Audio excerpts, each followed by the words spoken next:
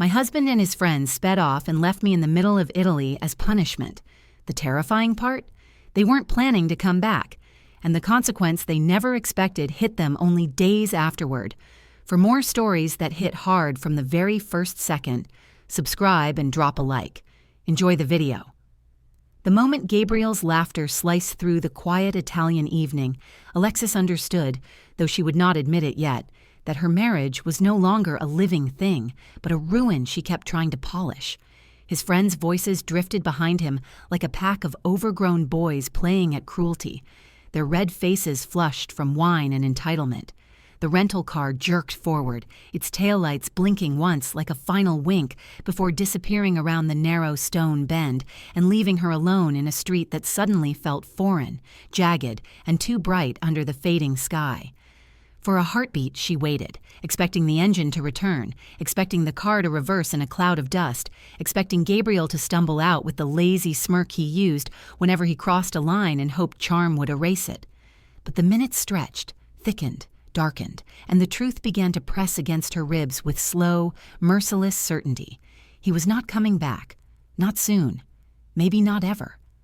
She stood motionless beside the cafe, her pulse hammering as curious locals glanced at her from behind wine glasses and plates of steaming pasta. Everything around her looked like an idyllic postcard. Strings of lights overhead, soft chatter, the warm scent of basil and grilled bread. Yet she felt as though someone had punched through her chest and scooped out the center. She whispered to herself that this was just a scare tactic, just a drunken tantrum fueled by ego, and the encouragement of his college friends who never quite outgrew the habit of treating women as props in their inside jokes. She repeated this lie until her throat tightened, racing between hope and humiliation. Eventually, she forced her legs to move, drifting through the small town square with the brittle determination of someone refusing to crumble in public, even when every cell begged for safety. By the time she reached the cheap pension above a bakery, the sky had surrendered to full darkness. The elderly landlady spoke no English, yet understood the story without needing translation. Pity lived in her eyes, and the gentle pat she offered Alexis's arm nearly broke the last thread holding her together. Alone in the narrow room, Alexis inventoried her belongings with mounting dread. Her cash was pitiful. Her passport was safe, yes, but her credit cards were gone, nestled inside Gabriel's wallet because earlier that morning he had insisted on helping her lighten her purse. Her calls went straight to voicemail. Her messages remained delivered but unanswered. One by one, she tried Pete, Marco, every man in that car, all blocked. That was the moment her breath hitched. The cruelty had not been impulsive. It had been deliberate, planned, a humiliation disguised as a joke. Sleep came in scraps, shredded by fear, and by the way her mind replayed every warning sign she had ignored in their marriage. The subtle mockery, the financial control disguised as generosity, the way he always framed her boundaries as overreactions. At dawn, she convinced herself he would return apologetic, ready to twist the story so she felt guilty for being upset. She rehearsed the familiar pattern of anger softening into resignation. Yet the day passed with no sign of him. So did the next. The picturesque Italian streets devolved into a maze of unanswered questions and tightening panic. Hunger gnawed at her. Shame grew roots. And beneath all of it, something else flickered. Furtive, dangerous, new. A spark of awareness that the life she had clung to might not have been a sanctuary at all, but a beautifully decorated cage. On the third day, after a police report that led nowhere and a meal of stale bread she could barely afford, she made a choice that tasted like surrender and survival at once.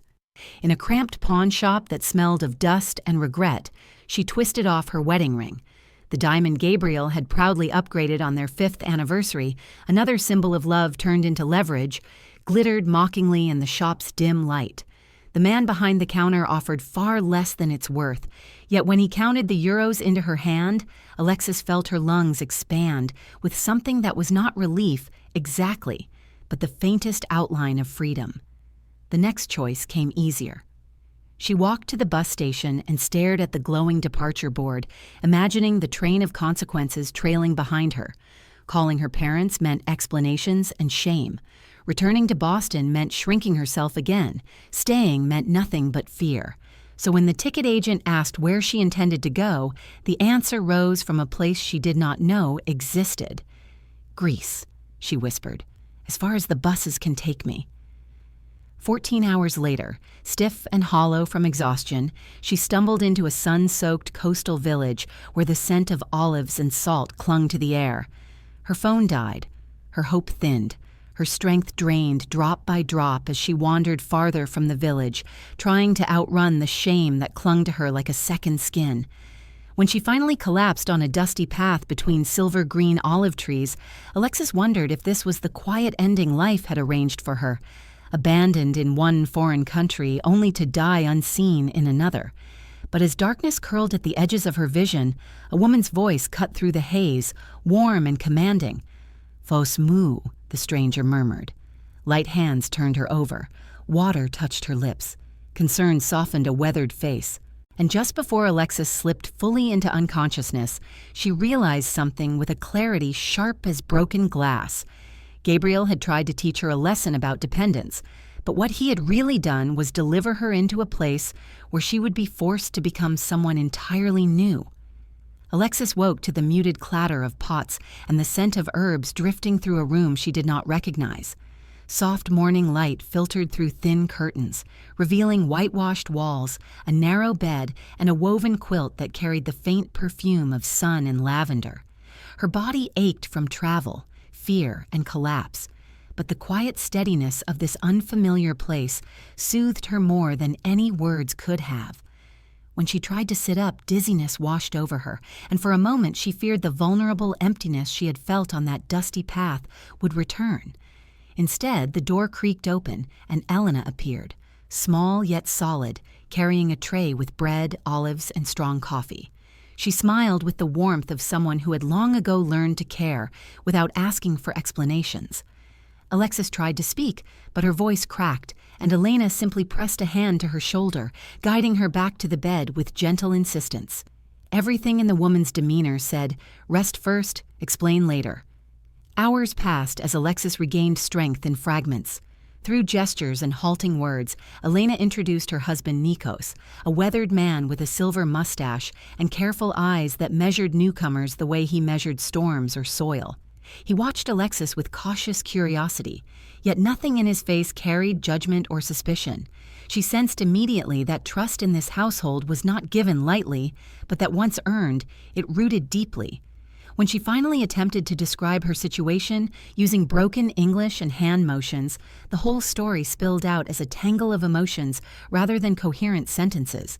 Still, Elena listened as though every fragmented phrase made perfect sense, and Nikos would occasionally nod, his brow tightening with a protective focus that surprised her. Their kindness felt almost unbearable. A foreign language she was only beginning to understand after years of tiptoeing around Gabriel's moods and ego. The next morning, Alexandra found folded clothes at the end of her bed, a cotton dress and sandals that seemed older than she was, yet meticulously cleaned. Her own travel outfit lay drying on a line outside the farmhouse. In the kitchen, Elena watched her with a pleased expression, as though dressing her properly was the first step in some silent restoration. They shared bread dipped in honey and olive oil, a combination so simple and pure it stripped away the artificial polish of the life she had left behind. As Alexis ate, she felt the invisible armor she had always worn begin to loosen. She was used to luxury, curated experiences, and social presentations. But here, everything was stripped to its truth. Food that tasted of earth and sun, work that marked the hands, people who valued honesty more than image. Rain began to fall by midday, tapping gently against the windows. Alexis gathered her purse, intending to return to the village and find her next step.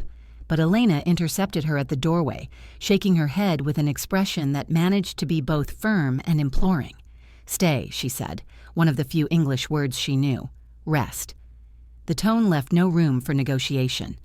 When Alexis hesitated, Elena opened a small wooden box from the mantel and revealed photographs beneath the lid.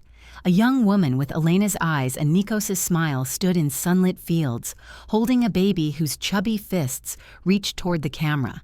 Elena touched the images with trembling fingers. "Australia," she explained. "Daughter gone. Baby far. No sea. In that moment, Alexis understood with aching clarity. She had become a stand-in for someone deeply missed, not a replacement, but a presence that eased an old wound. And instead of feeling burdened, she felt something close to belonging. Days stretched into a rhythm Alexis had never known. Mornings began with feeding chickens, learning to gather eggs without startling them, hanging laundry so the mountain breeze caught it perfectly. Nikos taught her to recognize the difference between weeds and herbs in the garden, his patience remarkable for a man who seldom smiled, but whose approval, once earned, glowed like embers. Alexis's body protested at first, soft from designer gyms and controlled workouts, but gradually the soreness transformed into a grounding sense of strength. Her hands, once manicured to perfection, grew calloused and capable. Her mind, once tangled in the constant calculation of Gabriel's moods, quieted enough for her to hear her own thoughts again. Evenings brought a different kind of healing. They sat on the porch overlooking the olive trees, fireflies drifting lazily through the descending dusk. Elena knitted with rhythmic precision while Nikos smoked his pipe and occasionally pointed out constellations in slow, deliberate Greek. Alexis absorbed every sound, every stillness, every unspoken understanding between these two people who had built their life on resilience rather than appearances. Here, nothing required impressing anyone. There were no silent competitions, no subtle manipulations, no power plays masked as affection, only work, food, rest, and the gentle unfolding of trust. Bit by bit, something inside her began to unfurl. The betrayal still lived in her bones, sharp as splinters, yet each day in the farmhouse sanded down the edges. She thought less about the moment Gabriel's laughter cut through the Italian street and more about the quiet dignity she was discovering in herself. She stopped checking her phone. She stopped rehearsing explanations to family and friends. She stopped imagining what life would look like if Gabriel returned for her. Instead, she found herself wondering, with cautious hope, what life might look like if she stayed in a place that asked nothing of her except honesty. It was a dangerous thought, one she tried to push away each time it surfaced, yet it kept returning like a rising tide. One afternoon, as they shelled peas together under the shade of the olive trees, Elena studied her with a thoughtful expression and asked, "Home you want, go home?" Her hand mimicked the motion of traveling far away, toward America. The question pierced Alexis with unexpected force. She pictured her Boston townhouse filled with curated furniture and silent tension, the carefully orchestrated parties where she played the role of supportive wife, Gabriel's management of finances that left her dependent without realizing it, the subtle erosion of her friendships and ambitions. Tears spilled down her cheeks before she could stop them. She did not know all the words, but she knew the truth. Returning meant shrinking again. Staying meant risking everything. And for the first time, she found herself leaning toward risk. The decision to stay did not come as a dramatic declaration, but as a quiet, instinctive shift, like a tree leaning toward the sun without noticing when it began. The next morning, long before dawn bruised the horizon, Elena shook Alexis gently awake and handed her work clothes that had once belonged to Sophia. Heavy boots, a faded shirt, trousers worn soft with years of labor. There was something ceremonial in the gesture, as though Elena wordlessly invited her into a lineage of hands that had tended these groves for generations. Alexis followed them into the still black morning, her breath visible in the cool pre-dawn air, her heart pulsing with a strange mix of anxiety and purpose. When they reached the first row of ancient trees, Nikos demonstrated how to rake the branches with slow, deliberate sweeps, coaxing the olives to fall onto the nets below. Alexis imitated him, sending down more twigs than fruit. Instead of scolding, Nikos corrected her gently, guiding her movements with the steady patience of someone who understood that mastery grew from repetition, not talent. By mid-morning, the sky blazed with heat, and Alexis's shoulders throbbed from exertion. Sweat dampened her hair, dust clung to her skin, and a blister had already formed on her palm. Yet a deep satisfaction coursed through her, raw and elemental. To her surprise, she found the work calming, almost meditative, a rhythm her body had been waiting to learn. When they paused for lunch beneath the spreading branches, Elena inspected her injured hands with a sympathetic cluck and retrieved a small tin of salve infused with herbs. The cool balm soothed Alexis instantly. Tomorrow better, Elena promised. And somehow, despite the ache in every muscle, Alexis believed her. Each day brought new lessons. After harvesting came the sorting, a meticulous process Alexis had never imagined could matter so deeply.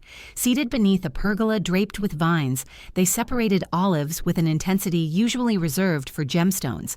Perfect fruit for premium oil, slightly blemished for second grade, damaged for soap. Elena hovered at first, correcting Alexis often with small nudges or raised eyebrows. Gradually, the corrections dwindled. Alexis learned to spot the subtle imperfections, the quiet signals of quality that required both instinct and experience. When Nikos muttered, "Good eye," his accented English halting but sincere, warmth bloomed inside her chest with startling force. Afternoons belonged to the kitchen, where Elena revealed a different kind of education. Alexis had considered herself a competent cook in Boston, the kind who followed gourmet recipes and plated dishes to impress dinner guests. But Elena's methods belonged to a world untouched by pretense. She cooked by feel, by memory, by the whisper of ingredients passed from mother to daughter. Bread dough came together without measurements, guided only by the resistance beneath her palms. Vegetables were seasoned by comparing their scent to the day's air. Alexis's first attempts were embarrassingly bad, yielding lopsided loaves and sauces that tasted faintly of indecision.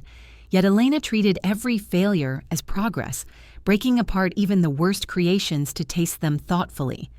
"Learning is not waste," she insisted. The words struck Alexis with unexpected tenderness. In her marriage, mistakes had been liabilities to hide, not stepping stones toward growth.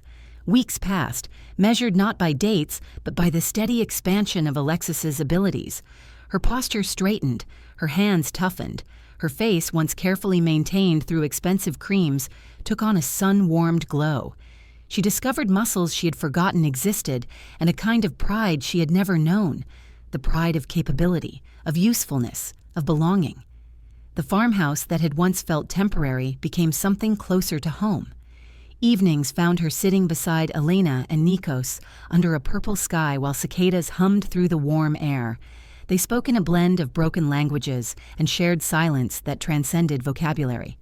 Alexis listened to the wind rustle the leaves, watched the smoke from Nikos's pipe curl into the night, and felt anchored by a quiet sense of place she had never experienced in her curated Boston life.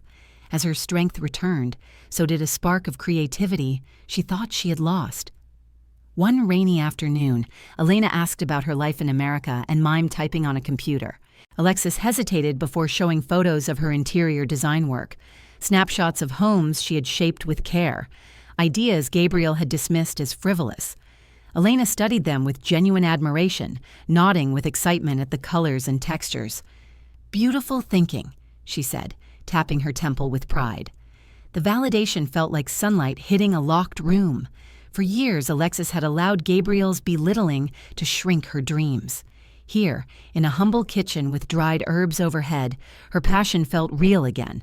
The revelation stirred something deeper in her.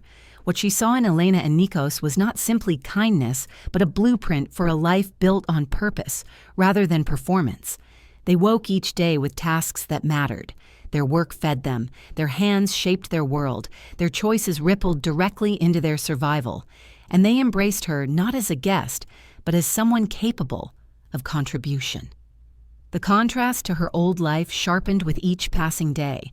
In Boston, she had been an accessory, decorative, replaceable, appreciated only when silent. Here, her laughter mattered, her effort mattered, her presence mattered, yet shadows lingered. Sometimes, late at night, memories of Gabriel crept into her thoughts with the cold precision of old wounds. His laughter as he drove away, the sting of blocked calls, the years of subtle control disguised as affection. She knew those memories still held power, still tangled themselves around her decisions like a warning. But now they felt distant, like echoes bouncing off stone walls instead of chains around her ankles. The more she rooted herself in the rhythms of the farm, the more the past loosened its grip. One evening, as they harvested the last olives of the day, Alexis paused beneath a towering tree whose trunk twisted with centuries of history. She pressed her palm to its bark and felt the steady thrum of life beneath it. These trees had weathered storms, droughts, wars, and still stood resolute. The thought struck her with unexpected force. Survival was not just endurance, it was transformation. And for the first time since being abandoned in that Italian town, Alexis felt she was becoming someone who could stand as firmly as the roots beneath her feet. The village market arrived like a small sunlit storm, vibrant, noisy, full of scents and colors that seemed to hum with life. When Elena announced that Alexis would join them for market day, she felt a flutter of nerves as sharp as the first time she'd presented a design proposal back in Boston. But this was different. There were no polished conference rooms, no clients evaluating her worth through thin smiles. Instead, she found herself standing beside crates of olives, bottles of oil that gleamed like liquid gold, and bars of soap wrapped in simple linen. Elena adjusted the display with the pride of a mother preparing her children for the world, while Nikos handled the heavy lifting with quiet determination. When they pushed Alexis gently toward the front of the stall, she blinked in surprise. They wanted her to represent them, to speak to customers, to be seen. The gesture filled her with a warmth that spread slowly, weaving itself through the fragile parts inside her that were still learning how to believe in their own value. At first, she stumbled through her broken Greek, mixing up simple phrases and resorting to gestures that made locals chuckle kindly. But the villagers were patient, intrigued by the foreign woman who worked alongside two of their own with such earnestness. They leaned in to hear her halting explanations. They tasted samples of their premium oil with appreciative murmurs. They praised the quality of the harvest. Slowly, the awkwardness melted away. Her confidence grew, and as the day unfolded, she realized she had not thought of Gabrielle once. Her mind had been too full of customers, of the weight of the olives, of the earthy scent of the market, of Elena and Nikos watching her with subtle pride. When the market closed and they loaded up the remaining goods, Elena pressed a small envelope into her hand. "Fair work, fair pay," she said, her eyes bright. Inside were euros, not a fortune, not even a fraction of what Gabriel once spent on a casual dinner. Yet to Alexis, they felt heavier, purer. This money was hers, earned through sweat and effort, not granted as an allowance or hidden within the confines of Gabriel's financial control. For the first time in years, she felt the thrill of independence, fragile but real. That night, lying beneath the handmade quilt in her small room, Alexis tucked the envelope beneath her pillow and let her fingers rest on it. The farm was quiet, save for the distant hoot of an owl and the rhythmic whisper of the breeze brushing the olive leaves. She felt a sense of belonging that scared her with its intensity. She had arrived here by accident, broken and desperate. And yet, in this humble farmhouse far from the polished perfection of her old life, she felt herself being rebuilt piece by piece. She drifted to sleep with the envelope still beneath her palm, as if anchoring herself to the life she was slowly choosing. In the following weeks, her world continued to widen in ways she never expected. The pharmacist, a gentle woman with a warm laugh, stopped by their market stall regularly, offering Elena tips for managing her blood pressure and lingering to chat in a mix of Greek and English.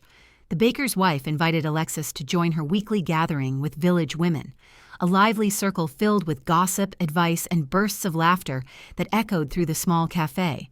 At first, Alexis felt shy, her Greek not yet fluid, but the women welcomed her as one of their own. They admired her willingness to learn. They teased her playfully when she mispronounced words, and they asked about her life in America with genuine curiosity. Their acceptance seeped into her bones, dissolving the last remnants of the isolation she had carried for so long. As she grew more confident navigating the village, she also grew closer to Yana, a weaver whose stall stood beside theirs at the market. Yana was sharp, practical, and unafraid to speak her mind. She had lost her husband young and built a life for herself through grit and wit. She saw through people easily, and she saw through Alexis in a way that was both unsettling and comforting. One afternoon, as they packed away their unsold goods, Yana studied her with the piercing gaze of someone who had learned to read truth beneath silence. "You never speak of America," she said. "Family there? Friends?" Alexis hesitated, the familiar ache rising in her chest. She spoke of parents long gone, friendships eroded under Gabriel's subtle control, a career she had abandoned without realizing she was letting it wither. When Yana asked about her husband, Alexis finally said his name aloud after months of avoidance. Gabriel.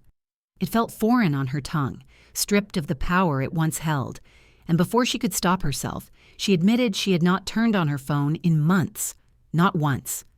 That night, the question gnawed at her like a loose thread begging to be pulled.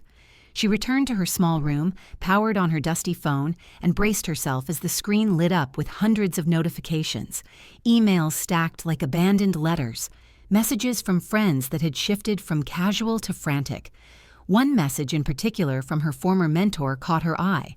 A job opportunity, remote work, something connected to sustainable design. An opportunity that had lingered unanswered because she had disappeared. A tiny lifeline she had not even known she needed. And then she saw it. An email from Gabriel dated only hours earlier. The subject line sliced through her breath with chilling familiarity. I know where you are. As she read it, panic and fury collided inside her. He spoke of private investigators, of coming to bring her home, of ending her ridiculous tantrum. He expected obedience, compliance, silence, all the things he had once shaped her into. But Alexis was no longer the woman he had abandoned in that Italian street. The olive trees, the farmhouse, the work, the people. They had rewritten her in ways Gabriel could not fathom. She rushed downstairs, the phone trembling in her hand.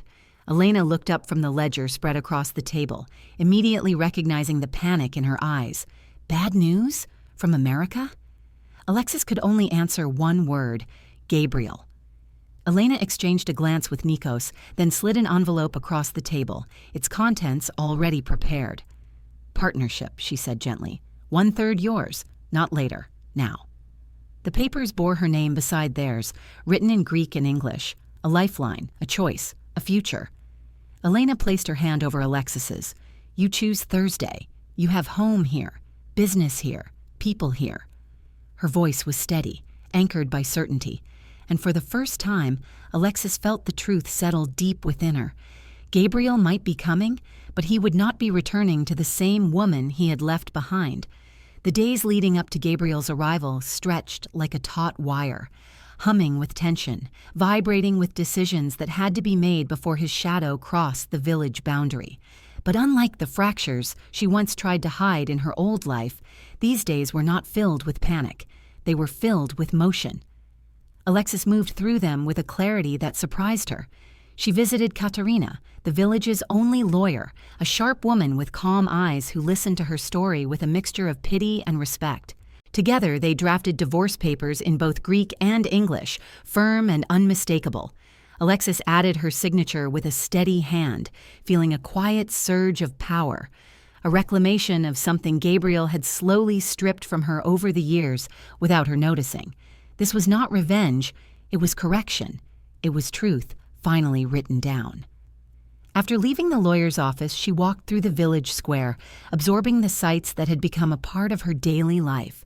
The baker's window dusted with flour, the old men arguing about politics from rickety chairs, the children chasing a stray cat near the fountain. Each detail imprinted itself onto her as though anchoring her to the soil. She realized with startling clarity that she did not feel like a guest here. She felt like a thread stitched into the fabric. That thought frightened her, in a good way. When she reached the farmhouse, Elena greeted her with a knowing look, as if she could sense a piece of that fear and pride inside her. They worked side by side the rest of the afternoon, preparing oil samples for testing, labeling jars, moving through tasks that had begun to feel like ritual. In the quiet moments, Alexis composed messages to the friends she had abandoned during her disappearance. Her words were brief, lacking apologies but offering clarity. Some responded quickly, relief saturating their replies. Others remained silent, perhaps hurt, perhaps unsure. She accepted this without bitterness. Choosing herself meant accepting that not every thread from her old life would weave into the new one. When she logged into her design email for the first time in months, she found another message from her mentor about the remote consulting opportunity. Something in her chest tightened. The knowledge that her past life was not fully gone, not fully closed. It was a door she could choose to reopen on her terms now, not through Gabriel's permission or disapproval. She typed a careful response expressing interest, feeling her confidence expand a little more with each word. On the eve of Gabriel's arrival, the farmhouse gathered around the dinner table in a stillness that felt ceremonial.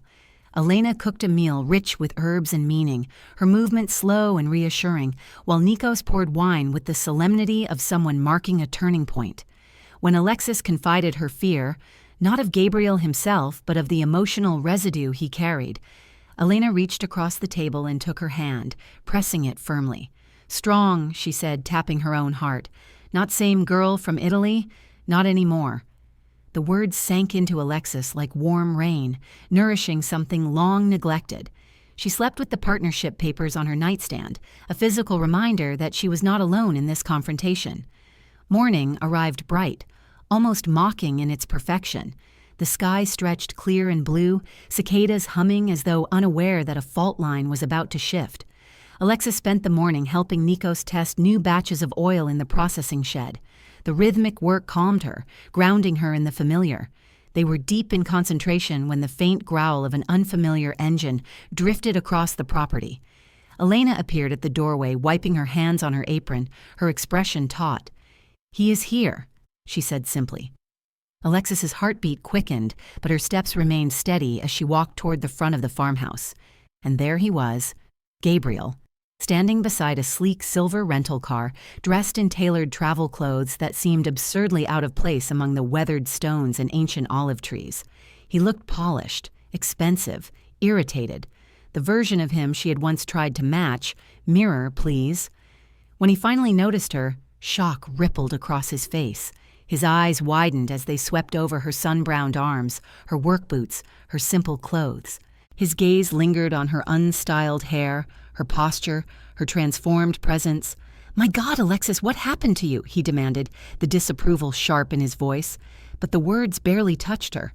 They slid off her like water hitting stone. "Life happened," she said, her voice even, her chin high. The confidence in her tone startled him.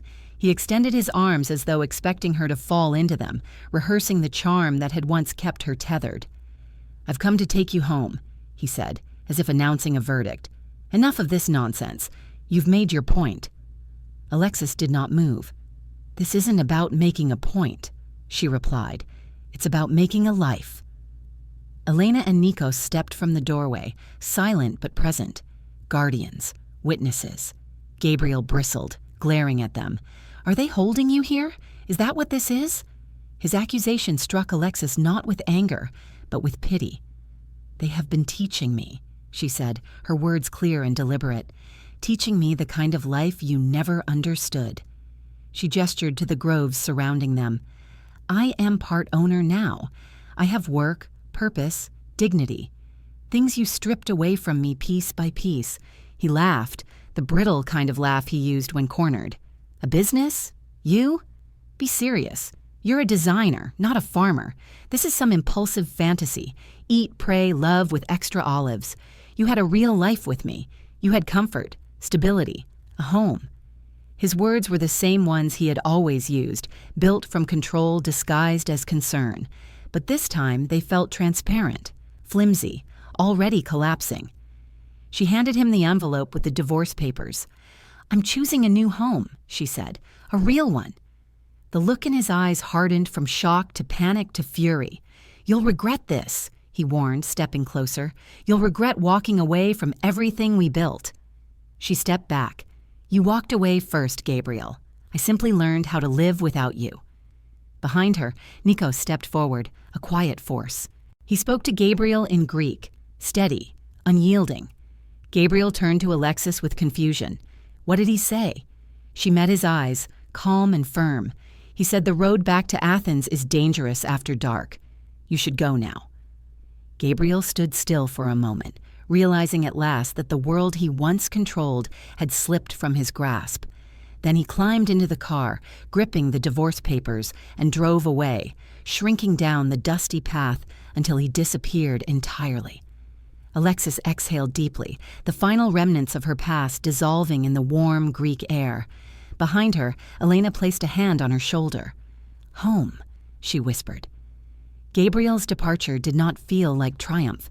It felt like quiet release, a rope snapping after years of strain, leaving a sting where it once cut into the skin, but also a sudden lightness she had nearly forgotten was possible. Alexis stood in the dusty road long after the silver car vanished around the bend, letting the silence settle into her bones. She was shaking, not with fear, but with the weight of everything unspoken that had finally broken free. When she turned back toward the farmhouse, Elena and Nikos did not bombard her with questions. They simply waited until she crossed the threshold. Then Elena enveloped her in a brief, fierce embrace that said everything language could not. The three of them resumed their tasks as if nothing unusual had happened, and yet everything had changed. The day moved forward with the steady rhythm of work, bottles to label, nets to fold, olives to inspect, and in the quiet repetition of movement, Alexis felt steadier than she had in years. Over the next days, she immersed herself in tasks with sharpened clarity, as though each moment demanded to be fully lived. The partnership agreement was not merely symbolic. Elena and Nikos treated her as a true colleague now, involving her in conversations about the future of the business. They walked her through inventory records, introduced her to neighboring farmers, explained which groves produced oil with floral notes and which yielded earthier tones. Alexis's notebook began to fill with sketches, diagrams, and plans, ideas for reorganizing their small production building, labeling designs that told a story rather than simply listing ingredients, storage solutions that preserved freshness better than the aging wooden shelves. Each contribution sparked thoughtful discussions, and when Elena or Nikos nodded in approval, Alexis felt a warmth deeper than any professional praise she had received in Boston. As word spread through the village about what had happened, not the drama with Gabriel, but the partnership, the sense of belonging tightened around her like a protective net. The baker's wife brought over a basket of warm bread in quiet celebration. The pharmacist slipped her extra herbal teas for strength, winking as though she knew something Alexis did not. At the next market, Yana wrapped her in a fierce hug the moment she saw her, muttering something in Greek that Alexis only half understood but fully felt. Even the priest offered her a blessing when she crossed paths with him near the church, murmuring that new roots must be tended with patience and courage. For someone who had once floated through life as an accessory to her husband's image, never fully grounded, Alexis felt her feet anchoring into the soil here in ways she could not have imagined. But with this newfound stability came a quiet reckoning. Alone in her room, Alexis faced the lingering ghosts of her past, the years of shrinking, the excuses she made to protect Gabriel's reputation, the dreams she abandoned because they made him uncomfortable. Instead of pushing these memories away, she examined them like artifacts in a museum, clearly without flinching. She saw the subtle manipulations disguised as kindness, the control concealed beneath compliments, the way he had chipped away at her ambition with gentle sarcasm and persistent discouragement. The emotional erosion had been so gradual, she barely noticed until she was standing on the edge of nothing in a foreign country, stripped of money, resources, and identity. And yet, that cruelty had held an unexpected seed of rebirth. Gabriel's attempt to break her had become the catalyst for her transformation. Her consulting opportunity loomed in her thoughts like a bridge between worlds. After speaking with her mentor over a choppy video call, Alexis realized she could weave her design skills into this new life without abandoning the farm.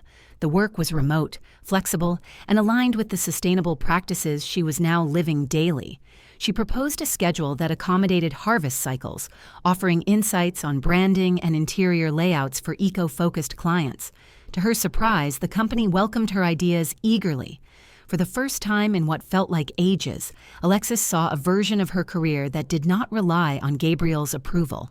It was hers, shaped by her, maintained by her, independent of anyone else's shadow.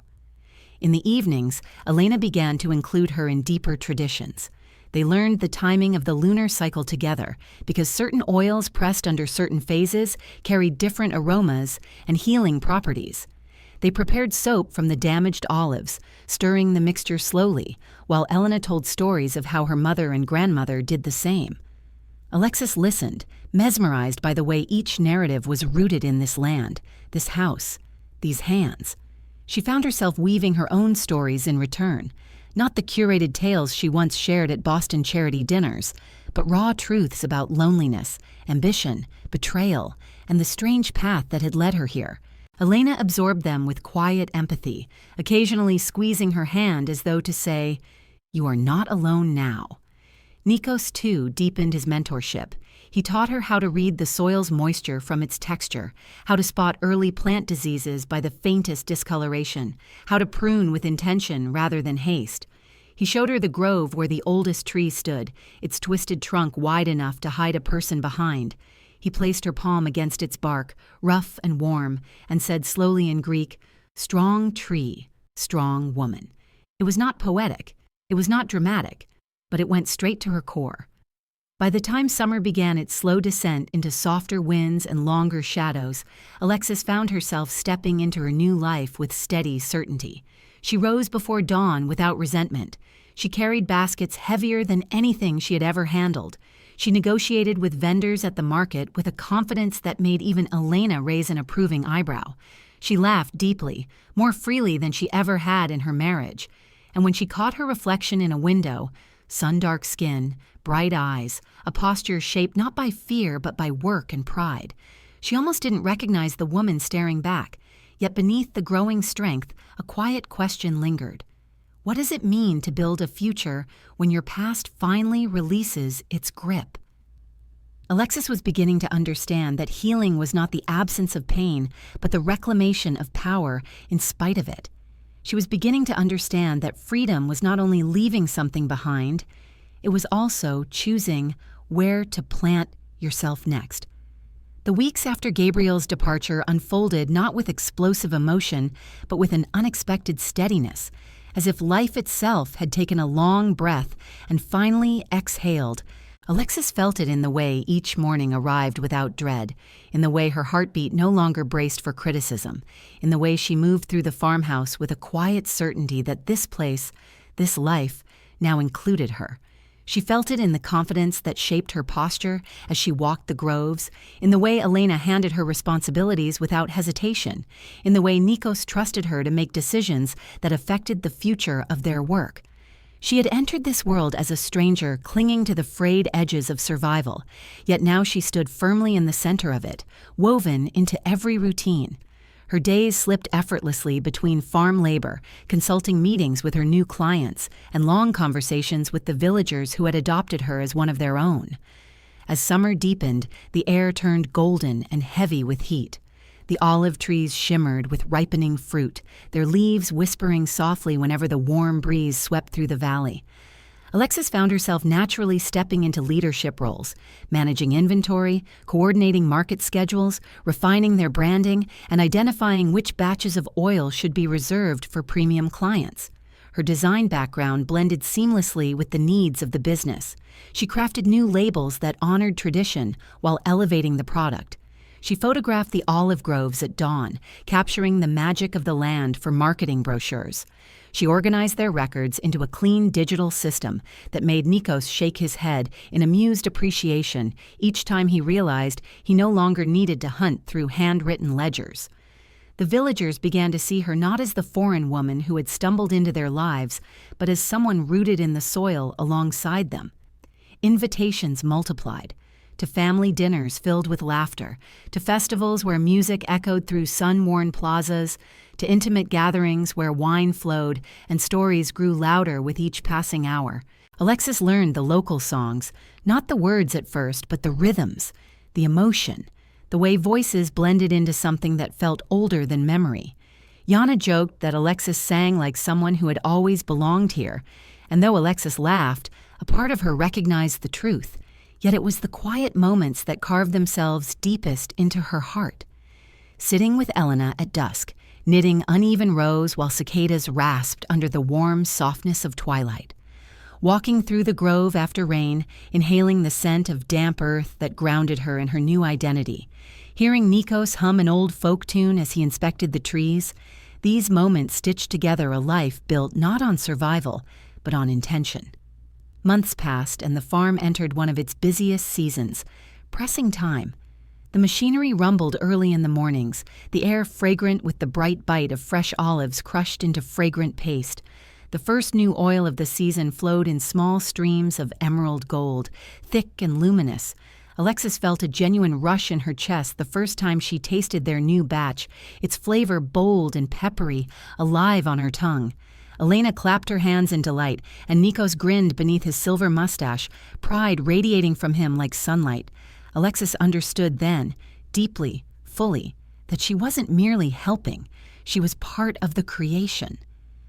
One afternoon, as they bottled the new oil beneath the shade of the pergola, Elena paused and looked at her with an expression that held something tender, something solemn. "Family now," Elena said softly, touching her hand. "Not just work, not just help. Family." Alexis's breath caught. For years she had existed in the shadow of a marriage that looked perfect from the outside but starved her from within. She had been surrounded by people yet isolated by expectations. Now, standing in a simple Greek farmhouse with the scent of olives and warm earth all around her, she felt something richer than anything she had lost, an unconditional belonging that required nothing but honesty. But life, she realized, was not finished offering her choices. As she continued her consulting work, one of her clients, a sustainable hospitality group, invited her to collaborate on a larger project. They wanted her vision for redesigning eco-friendly villas along the coast. The offer was generous, exciting, and daunting. It blended everything she loved: design, nature, sustainability, storytelling. But it also required travel, more structured hours, and the willingness to step beyond the safety of the grove. That night, she walked alone through the olive trees, lit only by the silver glow of the moon. The branches rustled softly above her, as if whispering counsel. She weighed her options in the quiet, letting her mind stretch toward possibilities without fear. She realized she did not have to choose between the farm and her career. She could weave them together, just as she had woven her past and present into something new. One did not have to replace the other. She could design, create, build a future threaded with both passion and grounded simplicity. The next morning, she presented the idea to Elena and Nikos with a cautious heart. Their reaction shocked her. They celebrated. Elena hugged her tightly, murmuring "proud, proud, proud" in her accented English. Nikos nodded thoughtfully, saying only one thing: "Good roots grow strong branches." Alexis felt tears sting her eyes. There was no guilt, no resentment, no sense of abandonment from them. Only encouragement, the kind born from people who want to see you thrive rather than cling. As autumn approached, the grove glowed with shifting colors. Children played beneath the trees, villagers prepared for the harvest festival, and the wind carried hints of change. Alexis stood at the threshold of her next chapter, not because she was running from something, but because she was finally moving towards something she had chosen. She knew she would remain tied to the farm. It was her home, her sanctuary, her rebirth. But now she was free to expand outward without breaking the bond she had built. On the morning she set off to meet her new clients in a coastal town, hours away, Elena pressed a jar of fresh oil into her hands and kissed her cheek. "Family," she whispered. "Always." Alexis climbed into the modest car she now owned, feeling its keys, purchased with her own earned money, warm in her palm. The engine hummed to life, and as she drove away, the farmhouse grew smaller in the rearview mirror, but the sense of belonging did not fade. It spread through her chest like sunlight. She had once been a woman abandoned on a foreign street, stripped of dignity and direction. Now she was a woman who chose her own path with unwavering clarity. The cruelty Gabriel inflicted had not broken her. It had carved open a doorway she had been too afraid to seek. And on the other side, she found not chaos, not loneliness, but a life richer and truer than anything she had ever dared imagine. Sometimes the cruelest endings deliver the most extraordinary beginnings. Alexis had learned this truth in the hardest way, and she carried it forward like a compass, pointing her toward every horizon yet to come. If this kind of betrayal and survival story pulled you in, show some support. Hit subscribe, drop a like, and tell me in the comments what moment shocked you the most.